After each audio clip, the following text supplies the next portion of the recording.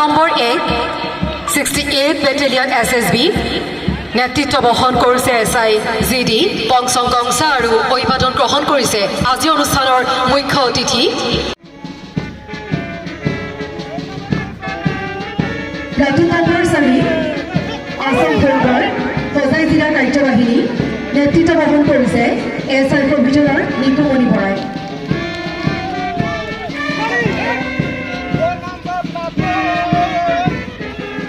অসম চৰকাৰ মাননীয় মন্ত্ৰী শ্ৰীযুত কেশৱ মহাজন আগবঢ়ায়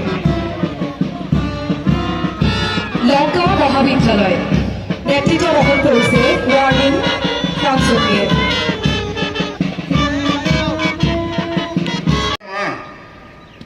আমি আমাৰ চৰকাৰে গ্ৰহণ কৰা সিদ্ধান্ত আৰু কাৰ্যব্যৱস্থাসমূহে সমাজৰ প্ৰতিটো শ্ৰেণী তথা অংশৰ লোককে স্পৰ্শ কৰিছে ৰাজ্যখনৰ আন্তঃগাঁথনিৰ ব্যাপক উন্নয়ন সামাজিক নেটৱৰ্ক শক্তিশালীকৰণ অৰ্থনৈতিক বুনিয়াদ সবলীকৰণ হিমন্ত বিশ্ব শৰ্মা ডাঙৰীয়াৰ বিচক্ষণ নেতৃত্ব দূৰদৰ্শী চিন্তা পৰিকল্পনা আৰু দৃঢ় সংকল্পৰে আমাৰ চৰকাৰখনে বিগত 3 বছৰত অসমক দেশৰ এক শ্ৰেষ্ঠ ৰাজ্যৰ ঠাইলৈ উন্নতি কৰিবলৈ নিৰন্তৰ আন্তৰিক প্ৰয়াসত ব্ৰতী হৈ আছে প্ৰবল ইচ্ছা শক্তি আৰু কৰ্মোদ্যমৰ কুশল বিতৰণ